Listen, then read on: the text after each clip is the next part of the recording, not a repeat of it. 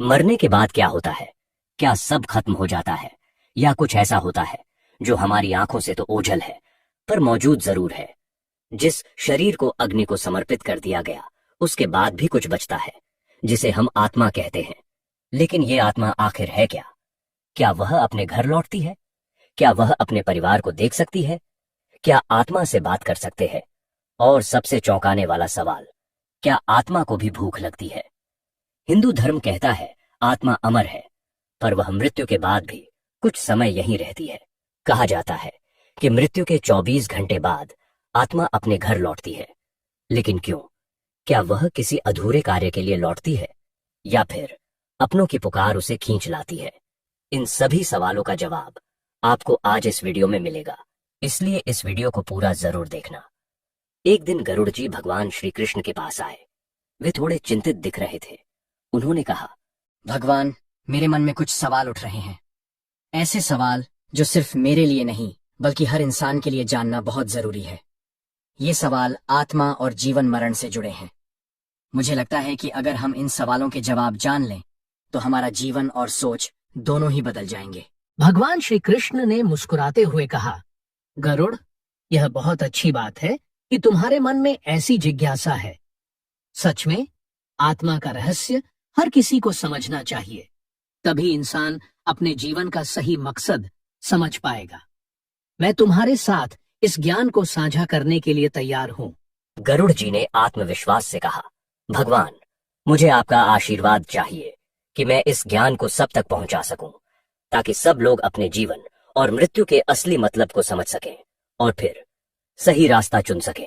भगवान श्री कृष्ण ने कहा, जरूर गरुड़, मैं तुम्हें वो सब बताऊंगा जिससे हर इंसान का मन शांति और समझ से भर जाएगा। यह ज्ञान सभी के लिए बहुत जरूरी है। गरुड़ जी ने खुश होकर कहा, हे प्रभु, आज मेरे मन में एक बहुत बड़ा सवाल उठ रहा है। क्या आत्मा वास्तव में होती है, या यह केवल मन और मस्तिष्क का कोई भ्रम मात्र है? बहुत से लोग कहते हैं कि आत्मा तो सिर्फ एक कल्पना है जो हमारे सोचने समझने की प्रक्रिया का हिस्सा है। क्या ऐसा सच हो सकता है? मुझे इस विषय में आपका दिव्य ज्ञान चाहिए, क्योंकि यह प्रश्न हर जीव के लिए अत्यंत महत्वपूर्ण है। इतना सुनकर श्री कृष्ण जी कहते हैं, हे गरुड़, यह प्रश्न वास्तव में जीवन के सबसे गहरे रहस्यों में से एक है। आत्मा केवल एक कल्पना या भ्रम नहीं है, बल्कि यह संपूर्ण अस्तित्व का आधार है। शास्त्रों में इसे आत्मा या पुरुष कहा गया है, जो न कभी जन्मता है, न मरता है, न कभी समाप्त होता है। वह शाश्वत है। यह शरीर और मन से बिल्कुल अलग है। मन तो इंद्रियों और बुद्धि का खेल है, जो जन्म और मृत्यु के चक्र में फंसा रहता है। लेकिन आत्मा वह स्थायी चेतना है जो हर जीव के भीतर एक अदृश्य लेकिन जीवंत शक्ति के रूप में विद्यमान रहती है। उपनिषदों में इसे अहम ब्रह्मास्मि यानी मैं ब्रह्म हूँ कहा गया है। यह सत्य स्वरूप चेतना है जो सारा संसार जानती और अनुभव करती है। मन भ्रम उत्पन्न कर सकता है, क्योंकि वह भ्रम और असत्य की प्रकृति का है। मन के विचार आते जाते रहते हैं, कभी एक रंग में रंगता है, कभी दूसरे रंग में। लेकिन आत्मा अविचल और अटल रहती है। वह सब कुछ देखती है, लेकिन स्वयं उससे प्रभावित नहीं होती। गीता में श्री कृष्ण कहते हैं, न जायते म्रियते व कदाचिन्नायं भूत्वा भविता व न भूयः। अर्थात आत्मा कभी जन्मी नहीं, न मरी, न होगी। यह अनादि और अनंत है, इसलिए आत्मा भ्रम नहीं बल्कि शाश्वत सत्य है। जब हम अपने अंदर की आत्मा को पहचान लेते हैं तो जीवन के सारे दुख, भय और संदेह अपने आप दूर हो जाते हैं। मन की अस्थिरता और संदेह समाप्त हो जाते हैं। यही कारण है कि आत्मा को जानना और समझना सबसे बड़ा ज्ञान माना गया है। आत्मा ही हमारा वास्तविक स्वरूप है। शरीर, मन और बुद्धि तो केवल उसके आवरण हैं। जब तक हम आत्मा की पहचान नहीं करते, हम स्वयं को केवल बाहरी शरीर समझते रहते हैं और जन्म मरण के चक्र में फंसे रहते हैं। इसलिए गरुड़, आत्मा किसी भ्रम या कल्पना से बहुत ऊपर है। वह अनंत, अजर, अमर और शुद्ध चेतना है जो हमें जीवन का सच्चा अर्थ समझाती है। यही आत्मा हमें मोक्ष और शांति की ओर ले जाती है। इसके बाद गरुड़ जी अगला सवाल करते हैं, हे प्रभु, एक और प्रश्न मेरे मन में बार बार उठता है। कहते हैं कि मृत्यु के बाद आत्मा लगभग 24 घंटे तक अपने घर लौटती है, अपने पुराने शरीर और परिवार के पास रहती है। क्या यह सच है? और अगर सच है तो ऐसा क्यों होता है? इस विषय में आपका दिव्य ज्ञान जानना चाहता हूँ, क्योंकि यह बात हर मनुष्य के लिए समझना जरूरी है। श्री कृष्ण समझाते हुए कहते हैं, हे गरुड़, यह बात शास्त्रों और पुराणों में भी स्पष्ट रूप से बताई गई है। जब जीवात्मा शरीर छोड़ती है तब भी उसका मन और चित्त पूरी तरह से उससे मुक्त नहीं होता। आत्मा उस बंधन से जुड़ी रहती है जो प्रेम, लगाव और संसार के मोह से बनता है। मृत्यु के बाद की पहली 24 घंटे की अवधि आत्मा के लिए एक तरह की संक्रमण अवधि होती है। इस दौरान वह अपने पुराने शरीर और घर परिवार को देखती, सुनती और महसूस करती है। यह लौटना आत्मा का उस मोह माया से जुड़ा बंधन दिखाता है जो उसे अभी पूरी तरह इस जगत से अलग होने नहीं देता। यह समय विदाई का समय होता है। आत्मा अपने प्रियजनों से विदा लेती है, अपने अनुभवों को संजोती है और अपने कर्मों के अनुसार अगली यात्रा के लिए तैयारी करती है। शास्त्र कहते हैं कि इस अवधि में परिवार वाले श्रद्धा और कर्मकांडों द्वारा आत्मा को सुकून और ऊर्जा देते हैं ताकि वह शांति से अपने अगले रूप में जा सके। इसीलिए इस समय की पूजा, तर्पण और श्राद्ध संस्कार इतने महत्वपूर्ण हैं। ये कर्मकांड आत्मा के लिए एक सहारा बनते हैं जिससे उसका बंधन धीरे धीरे टूटता है और वह अपने अगली यात्रा की ओर बढ़ती है। गरुड़, यह समझना जरूरी है कि मृत्यु मात्र शरीर की समाप्ति है, लेकिन आत्मा की यात्रा जारी रहती है। इस अवधि में जो मोह और लगाव रहता है वह जीवन और मृत्यु के बीच की एक कड़ी है, जिसे समझकर हम अपने जीवन को और भी सच्चाई से देख सकते हैं। इसलिए जब हम अपने मृतकों के लिए यह समय श्रद्धा और सम्मान के साथ बिताते हैं तो हम उनकी आत्मा को सुकून देते हैं और अपने आप भी जीवन के इस रहस्य को समझने की ओर बढ़ते हैं। आगे गरुड़ जी कहते हैं, हे प्रभु, एक बात और मुझे हमेशा से समझ नहीं आई। क्या आत्मा को अपने परिवार, अपने अपनों की याद आती है?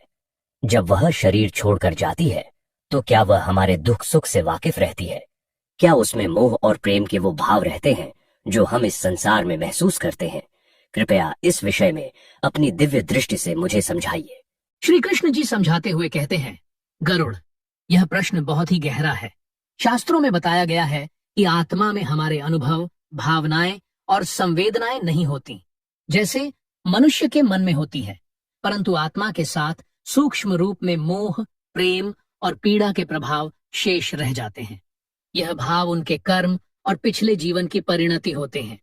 गरुड़ पुराण में वर्णित है कि जब आत्मा शरीर छोड़ती है तब वह अपने कर्मों और भावनाओं के आधार पर कुछ देर के लिए इस संसार से जुड़ी रहती है। इसीलिए वह अपने प्रियजनों के प्रति जो मोह और प्रेम था उसका कुछ अंश अभी भी उसके भीतर विद्यमान रहता है। यही कारण है कि आत्मा अपने अपनों की याद कर सकती है, उनकी पीड़ा और सुख दोनों को महसूस कर सकती है, लेकिन यह यादें और भावनाएं उस तरह नहीं होती जैसे हम सांसारिक जीवन में अनुभव करते हैं। यह एक प्रकार का आध्यात्मिक बंधन होता है जो आत्मा को अभी पूरी तरह इस संसार से अलग होने नहीं देता। इसीलिए परिवार की चिंता, प्रेम और तर्पण जैसे संस्कार आत्मा के लिए बहुत महत्वपूर्ण होते हैं, क्योंकि इससे वह अपने बंधनों को धीरे धीरे छोड़ पाती है और मोक्ष की ओर बढ़ती है। गरुड़, इस संसार में प्रेम और मोह ही आत्मा के लिए एक सेतु का काम करते हैं। कभी यह सेतु मजबूत होता है तो आत्मा और भी बंधी रहती है और कभी यह कमजोर होकर आत्मा को मुक्त करता है। इसलिए हमें अपने प्रियजनों के प्रति प्रेम और श्रद्धा के साथ जुड़े रहना चाहिए, लेकिन इस लगाव में संतुलन बनाकर। आत्मा की यह स्मृति और मोह हमें यह भी सिखाती है कि प्रेम की शक्ति कितनी महान होती है, जो जीवन के बाद भी अपने स्वरूप में बनी रहती है।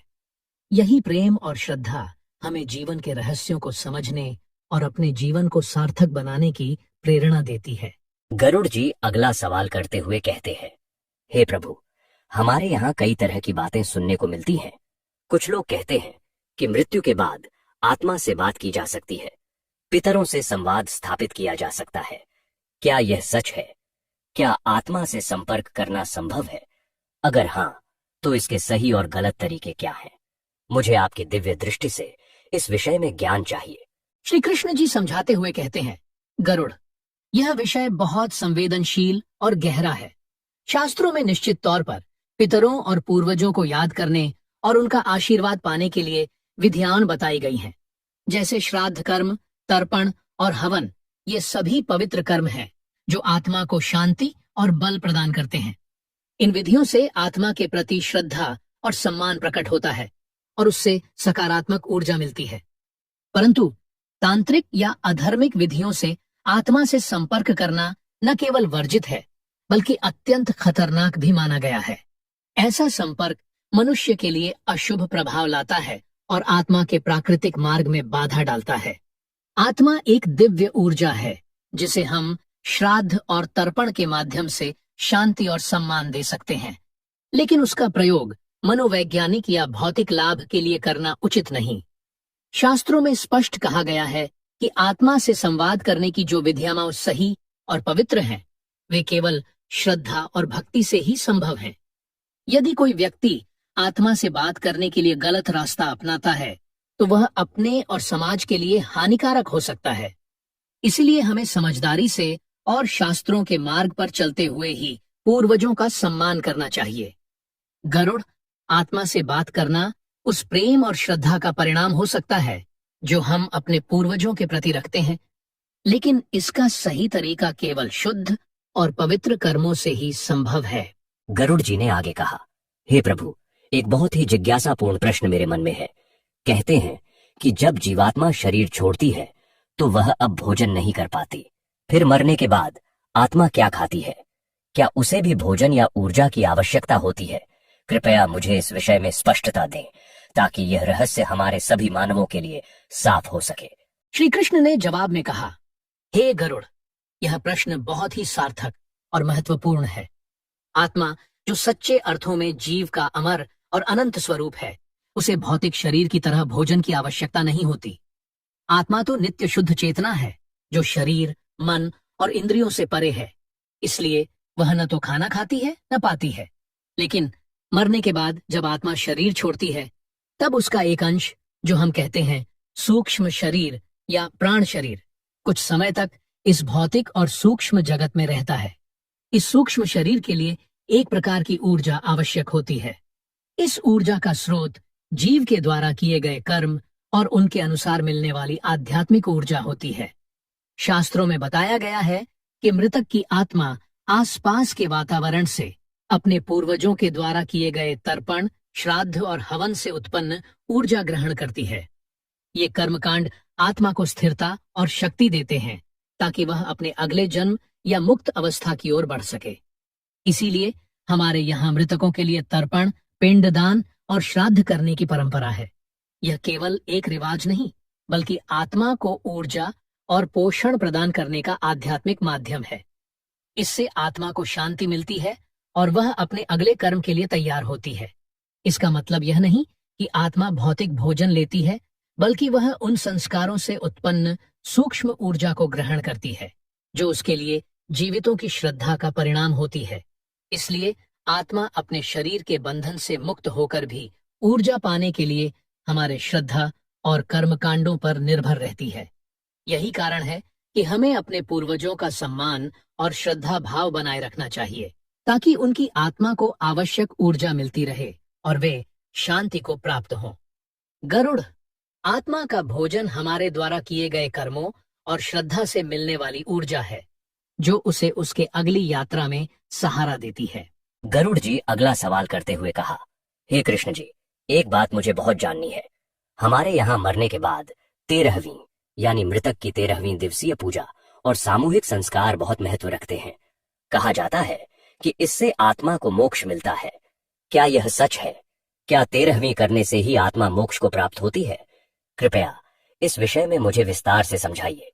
श्री कृष्ण ने आगे बताया, गरुड़, यह प्रश्न बहुत महत्वपूर्ण है और इसे समझना हर मानव के लिए आवश्यक है। पहले तो जान लीजिए कि मोक्ष आत्मा की अंतिम मुक्ति है, जहां वह जन्म और मृत्यु के चक्र से मुक्त हो जाती है। यह मुक्ति कर्मों के आधार पर मिलती है, लेकिन श्रद्धा, भक्ति और संस्कारों का भी बहुत बड़ा योगदान होता है। 13वीं संस्कार का मुख्य उद्देश्य मृत आत्मा को शांति देना, उसे उसकी अगली यात्रा के लिए तैयार करना और परिवार को एक साथ जोड़ना होता है। यह पूजा परिवार की श्रद्धा, प्रेम और संस्कारों का प्रतीक है जो आत्मा को सुकून और शक्ति देता है। शास्त्र बताते हैं कि जब परिवार 13वीं करता है तो वह मृतक की आत्मा को सकारात्मक ऊर्जा प्रदान करता है। इस ऊर्जा से आत्मा अपने पूर्व जन्मों के बंधनों से मुक्त होने में सक्षम होती है। यही कारण है कि 13वीं संस्कार को आत्मा के लिए एक महत्वपूर्ण आध्यात्मिक प्रक्रिया माना गया है। परंतु यह जानना भी जरूरी है कि केवल 13वीं करने से मोक्ष नहीं मिलता। मोक्ष के लिए व्यक्ति के अच्छे कर्म, सच्चा ज्ञान और ईश्वर के प्रति पूर्ण भक्ति आवश्यक है। 13वीं केवल उस मार्ग में सहायक होती है, एक तरह से आत्मा को शांति और ऊर्जा देने वाली प्रक्रिया है। इसलिए 13वीं संस्कार को एक महत्वपूर्ण सेतु समझा जा सकता है, जो मृत आत्मा को इस संसार के बंधनों से धीरे धीरे मुक्त करता है। यदि परिवार श्रद्धा और सही विधि से यह संस्कार करता है तो यह आत्मा के लिए अत्यंत लाभकारी होता है। गरुड़ मोक्ष की प्राप्ति कर्म और ज्ञान से होती है, लेकिन 13वीं जैसे संस्कार श्रद्धा के माध्यम से आत्मा को शांति और बल देते हैं, जो उसकी मुक्ति की प्रक्रिया को सुगम बनाते हैं। इसलिए इस संस्कार को सरल न समझें, यह एक पवित्र और आवश्यक कर्म है।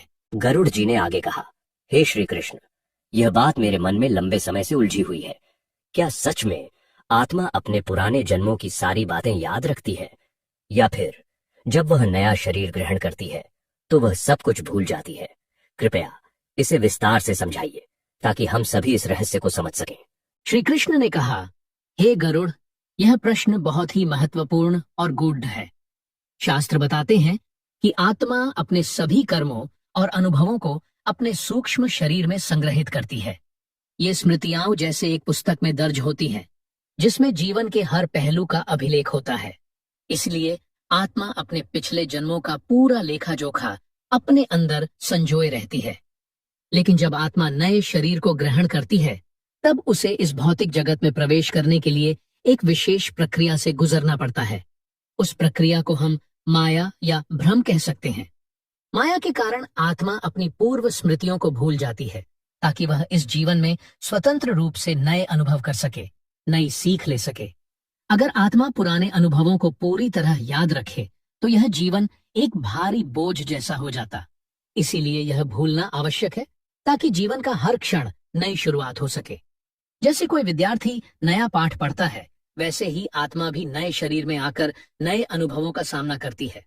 परंतु गहरी आत्मा जागरूकता और योग साधना के द्वारा कुछ संत और साधक पूर्व जन्मों की याद को पुनः प्राप्त कर सकते हैं।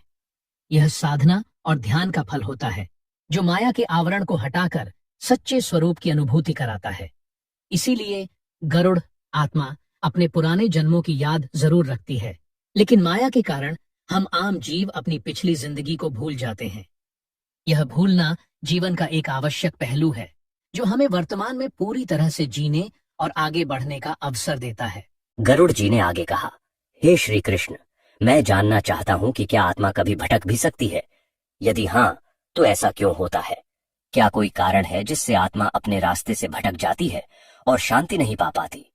कृपया मुझे इस विषय में विस्तार से समझाइए। श्री कृष्ण ने आगे कहा, हे गरुड़, यह प्रश्न बहुत ही आवश्यक है, क्योंकि हर जीवात्मा की यात्रा में शांति और मोक्ष का लक्ष्य होता है। लेकिन कुछ परिस्थितियों में आत्मा भटक सकती है। इसे हम प्रेत योनि या भटकती आत्मा कहते हैं। जब किसी व्यक्ति की मृत्यु अकाल होती है, जैसे दुर्घटना, अचानक बीमारी या हिंसात्मक मौत, तो उसकी आत्मा आश्चर्यचकित और परेशान रहती है। ऐसे समय में उसकी यात्रा अधूरी रह जाती है। साथ ही यदि उस व्यक्ति ने जीवन में बहुत पाप किए हों या उसके अंतिम संस्कार और कर्मकांड शास्त्रों के अनुसार सही ढंग से न हुए हों, तो उसकी आत्मा सही मार्ग नहीं पा पाती। शास्त्र कहते हैं कि आत्मा जब शरीर से निकलती है तो उसे सही संस्कार, तर्पण और श्राद्ध के द्वारा श्रद्धा और ऊर्जा मिलती है। यदि ये सब विधि से नहीं हो पाते तो आत्मा को अपने कर्मों और मोह के कारण संसार के बंधनों में फंसा रहना पड़ता है। भटकती आत्मा अक्सर अपने पिछले जीवन की आकांक्षाओं, वियोग या क्रोध में उलझी होती है। उसे न शांति मिलती है, न वह आगे बढ़ पाती है। वह इस लोक और उस लोक के बीच फंसी रहती है। इसीलिए हमारे यहाँ पितरों के लिए श्राद्ध और तर्पण करना जरूरी माना गया है, ताकि वे सही मार्ग पा सकें।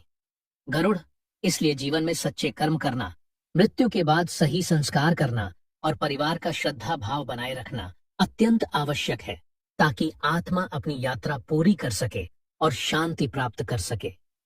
यह भटकाव सिर्फ आत्मा की नहीं, बल्कि जीवात्मा के लिए भी एक चुनौती होती है, जिसे समझकर हमें अपने कर्मों और संस्कारों का ध्यान रखना चाहिए। गरुड़ जी आगे सवाल पूछा, हे कृष्ण जी, एक और बात मुझे समझ नहीं आती। हमारे यहाँ कई लोग कहते हैं कि जब कोई मर जाता है तो वह अपनी आत्मा सपनों में दिखती है। ऐसा क्यों होता है? क्या इसका कोई खास मतलब होता है? कृपया इस रहस्य को समझाइए। श्री कृष्ण ने आगे कहा, गरुड़, यह प्रश्न बहुत ही रोचक और मानवीय भावना से जुड़ा है। मरे हुए व्यक्ति का सपनों में आना एक प्रकार का संदेश या संकेत हो सकता है। शास्त्र और पुराणों में भी ऐसे अनुभवों का उल्लेख मिलता है। सबसे पहले समझिए कि मृत्यु के बाद आत्मा अपने नए स्वरूप और यात्रा की शुरुआत करती है, परंतु मोह, प्रेम और अटूट बंधन के कारण आत्मा कुछ समय तक अपने पुराने परिवार या प्रियजनों से जुड़ी रहती है। ऐसे में वह सपनों के माध्यम से अपने प्रियजनों से संवाद कर सकती है। सपनों में आत्मा का आना कभी कभी चेतावनी, मार्गदर्शन या शांति का संदेश होता है। यह संकेत हो सकता है कि आत्मा को श्राद्ध या तर्पण के लिए याद किया जा रहा है, या परिवार में कोई समस्या है जिसे सुलझाने की जरूरत है। कभी कभी यह प्यार जताने का तरीका भी होता है कि वह अब भी अपने परिवार के साथ है, परंतु हर सपना सच्चाई नहीं होता। कभी कभी मन की इच्छा, यादें और सोच भी सपनों को प्रभावित करती हैं। इसलिए सपनों को समझदारी से देखना चाहिए और इसे आत्मा के संदेश के रूप में लेना चाहिए, यदि वह हमें सही दिशा दिखाए। अतः मरे हुए व्यक्ति का सपनों में आना आत्मा की मोहब्बत और उस संबंध का परिचायक है। साथ ही यह हमें अपने पूर्वजों का सम्मान करने, संस्कारों को निभाने और आत्मा की शांति के लिए प्रयास करने की प्रेरणा भी देता है। गरुड़, इस प्रकार सपनों में आत्मा का आना एक दिव्य संकेत होता है, जो हमें जीवन और मृत्यु के रहस्यों से जोड़ता है। इसे अनदेखा न करें, बल्कि इसे समझकर अपने कर्तव्यों का पालन करें। गरुड़ जी ने अगला सवाल किया, हे श्री कृष्ण, मेरे मन में एक बड़ा सवाल है। क्या यह सच है कि आत्मा अपने पिछले जन्म के परिवार या कुल में ही फिर से जन्म लेती है, या फिर वह कहीं और भी जन्म ले सकती है? कृपया इसे विस्तार से समझाइए। श्री कृष्ण ने समझाते हुए कहा, हे गरुड़, यह सवाल बहुत गहरा और महत्वपूर्ण है। शास्त्रों में इसे पुनर्जन्म या संसार चक्र कहा जाता है। आत्मा का जन्म मरण का चक्र चलता रहता है, लेकिन यह जरूरी नहीं कि हर बार आत्मा उसी परिवार में जन्म ले। आत्मा के अगले जन्म का निर्धारण उसके पिछले कर्मों पर निर्भर करता है। यदि आत्मा ने अपने पूर्व जन्म में अपने कुल, परिवार और संस्कारों का सम्मान किया, तो कई बार वह उसी परिवार या कुल में जन्म ले सकती है। यह इसलिए होता है ताकि वह अपने अधूरे कर्मों को पूरा कर सके या परिवार के बीच अपना धर्म और कर्तव्य निभा सके।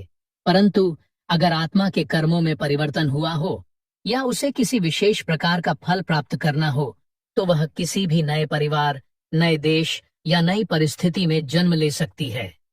इसका उद्देश्य आत्मा के विकास और उन्नति के लिए उपयुक्त वातावरण प्रदान करना होता है। शास्त्रों में कुल दोष और कुल सुधार की भी बात आती है। कुछ आत्माएं उसी कुल में जन्म लेकर पुराने दोषों को मिटाती हैं और परिवार की प्रतिष्ठा को पुनः स्थापित करती है। वहीं कुछ आत्माएं नए स्थानों पर जाकर नए अनुभव प्राप्त करती हैं। इस प्रकार आत्मा अपने कर्मों के अनुसार ही अगला जन्म पाती है, कभी उसी परिवार में तो कभी कहीं और। यह पूरी प्रक्रिया जीवन के आध्यात्मिक विकास और मुक्ति की दिशा में होती है। इसलिए गरुड़, अपने कर्मों को शुद्ध रखो, क्योंकि वही तुम्हारे अगले जन्म का मार्ग निर्धारित करता है। गरुड़ जी ने अगला एक और सवाल किया और कहा, हे श्री कृष्ण, एक और जिज्ञासा मन में है। क्या कोई जान सकता है कि आत्मा ने अपना अगला जन्म किस योनि, मनुष्य, पशु या किसी अन्य रूप में लिया है? इसका पता कैसे चलता है? कृपया इसे सरलता से समझाइए। श्री कृष्ण ने मुस्कुराते हुए कहते हैं, हे गरुड़, यह प्रश्न बहुत ही ज्ञानवर्धक है, क्योंकि जन्म का रूप आत्मा के कर्मों और उसका संचित फल है। शास्त्रों में इसे योनि कहा गया है और ये मुख्य रूप से 4 प्रकार की होती हैं: मनुष्य, पशु, देवता और नरक योनि। आत्मा ने अगला जन्म किस योनि में लिया, यह सीधे तौर पर जानना आसान नहीं होता, परंतु कुछ संकेत और योग्यता से इसका अंदाजा लगाया जा सकता है। उदाहरण के लिए, जो व्यक्ति अत्यंत अच्छे, धर्मात्मा और बुद्धिमान होते हैं, उनकी आत्मा मनुष्य या देवता योनि में पुनर्जन्म लेती है। जब किसी का जन्म पशु या अन्य योनि में होता है, तो यह उसके पिछले जीवन के कर्मों का फल होता है, जो अधर्म या पाप के कारण हुआ। इसी तरह नरक योनि भी होती है, जहां आत्मा को पापों के अनुसार शिक्षा मिलती है। शास्त्र बताते हैं कि अगला जन्म जानने के लिए ज्योतिष विद्या, वेदांत की समझ और गुरु की रहस्य ज्ञान बहुत जरूरी होता है। कोई सामान्य व्यक्ति इसे जान नहीं सकता। वहीं योग विद्या से साधक कुछ अनुभव कर पाते हैं। इसीलिए गरुड़ जन्म की योनि को जानने से ज्यादा जरूरी है कि हम अपने वर्तमान कर्मों को शुद्ध करें, ताकि अगला जन्म श्रेष्ठ और पुण्य का हो। कर्म ही आत्मा के भविष्य को निर्धारित करता है, और यही सबसे बड़ा रहस्य है। अतः जन्म की चिंता से मुक्त होकर अपने कर्मों पर ध्यान दें और आध्यात्मिक साधना करें। यही परम ज्ञान का मार्ग है। गरुड़ जी ने आगे कहा, हे कृष्ण जी, एक बात मुझे हमेशा से समझ नहीं आई। जब कोई मर जाता है तो उसकी आत्मा तुरंत ही स्वर्ग या नरक चली जाती है, या फिर कुछ समय धरती पर अपने शरीर या परिवार के पास रहती है। आत्मा कितनी देर तक शरीर से अलग रहती है? श्री कृष्ण ने समझाते हुए कहा, गरुड़, यह सवाल बहुत महत्वपूर्ण है और इसके पीछे गहरा रहस्य छिपा है। मृत्यु के बाद आत्मा का व्यवहार और उसका स्थान कई बातों पर निर्भर करता है, जैसे उसके कर्म, मोह और उसके संस्कार। शास्त्रों में बताया गया है कि आत्मा मृत्यु के बाद कुछ समय तक अपने पुराने घर, शरीर और परिवार के आसपास रहती है। यह समय लगभग 12 से 24 घंटे का माना जाता है। इस दौरान आत्मा अपने सांसारिक बंधनों और मोह से जुड़ी होती है। यही वजह है कि शास्त्रों में इस अवधि के दौरान विशेष अनुष्ठान जैसे तर्पण और श्राद्ध करने की सलाह दी गई है। इसके बाद यदि आत्मा का कर्म शुद्ध है तो वह स्वर्ग या किसी उच्च लोक में चली जाती है, जहां उसे सुख और शांति मिलती है। लेकिन यदि कर्मों में पाप भारी हैं, तो आत्मा नरक की ओर जाती है, जहां उसे उसके कर्मों का फल भुगतना पड़ता है। परंतु कई बार मोह और अनजाने पाप के कारण आत्मा अपने घर परिवार में भटक सकती है, जो शास्त्रों में प्रेतात्मा कहलाती है। ऐसे आत्माओं के लिए पूजा, हवन और तर्पण करके शांति दिलाई जाती है। इसलिए मृत्यु के बाद आत्मा तुरंत स्वर्ग या नरक नहीं जाती, बल्कि पहले वह अपनी नियति और कर्मों के अनुसार एक समय तक पृथ्वी पर रहकर अपने बंधनों को समझती है और फिर आगे की यात्रा करती है। गरुड़, इसीलिए जीवन में अच्छे कर्म करना और अपने पूर्वजों का सम्मान करना बहुत आवश्यक है, ताकि आत्मा की यात्रा सहज और शांति से पूरी हो सके। गरुड़ जी ने श्री कृष्ण जी का गहरा धन्यवाद किया और बोले, हे श्री कृष्ण, आपने जो सरल और स्पष्ट ज्ञान दिया, उसके लिए मैं आपका हृदय से आभार व्यक्त करता हूँ। आपकी वाणी से मन को शांति और समझ मिली। दोस्तों, अगर आपको ये वीडियो अच्छा लगा हो तो कृपया लाइक, शेयर और कमेंट जरूर करें। जय श्री कृष्ण। और हाँ, हमारे चैनल को सब्सक्राइब करना न भूलें।